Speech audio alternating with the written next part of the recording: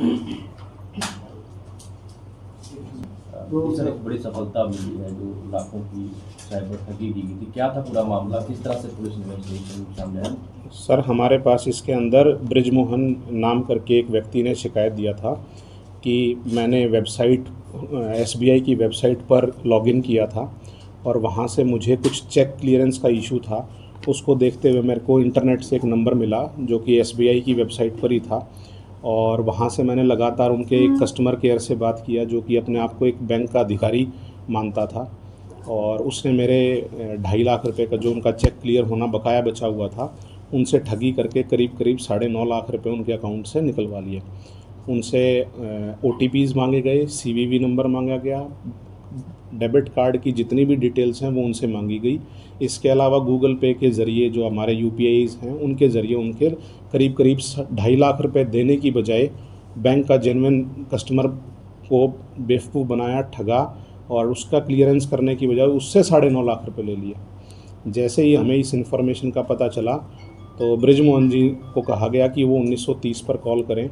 1930 हरियाणा सरकार की, हरियाणा पुलिस की एक साइबर हेल्पलाइन है जिस पर आप जैसे ही कॉल करेंगे तो हम बैंक्स के साथ कोऑर्डिनेट करके आपका पैसा रुकवा देते हैं। इसमें सबसे अच्छी बात ये हुई कि ब्रिजमोहन जी ने हमें उस टाइम पीरियड में फ़ोन कर दिया जिस टाइम पीरियड में ट्रांजैक्शन अभी चल रहे थे। तो उसमें हमें कामयाबी ये रही कि हम तुरंत में 1 घंटे के अंदर अंदर उनका 7,24,000 रुपया वहीं की वहीं हम लोगों ने उनका रोक दिया।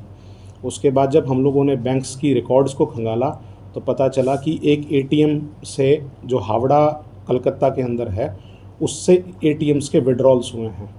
फिर जो HDFC बैंक के अधिकारी हमारे साथ 112 की सीट पर बैठते हैं, 1930 पर बैठते हैं, उन्होंने हमें उनके CCTV फुटेज प्रोवाइड करवाए और लोकल इंटेलिजेंस और SHO सूरज चावला ने मौके से कलकत्ता से मुलजिम को अरेस्ट किया है। उसके पास से हमें काफ़ी सारे डेबिट कार्ड्स और ATM कार्ड्स और सिम्स और मोबाइल फ़ोन्स रिकवर हुए हैं और इससे कुछ और भी रिकवरियाँ हुई हैं, 20,000 रुपये और जो इसके पास कैश रखे हुए थे।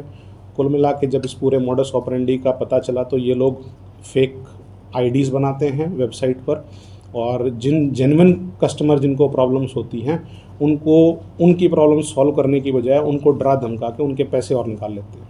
तो अकेला इधर ऑपरेट करता था इसको गैंग? पहले इसके साथी थे। साइबर क्राइम के अंदर जो चीज़ें सीख लेते हैं लोग, पहले अपने किसी और साथी के साथ काम वाम करता था, फिर इसने अपना ये सारा सिस्टम जो है खुद स्टार्ट कर दिया कि मैं कमीशन और शेयर के चक्करों में रहूं, काम आसान है और हरियाणा पुलिस कलकत्ता तक नहीं आ सकती है। लोगों को इस बात का भ्रम रहता है फ्रॉडस्टर्स को कि अब जो है हम लोग आराम से अपने घर में बैठ के कुछ भी साइबर फ्रॉड कर लेंगे और पुलिस नहीं पहुंच पाएगी। लेकिन हरियाणा पुलिस ने अपनी 2 टीमें साइबर STF की ऑलरेडी स्टेशन कर दी हैं वेस्ट बंगाल, झारखंड और उड़ीसा के अंदर। अब किसी भी प्रकार के कोई भी क्रिमिनल्स को बख्शेगी नहीं।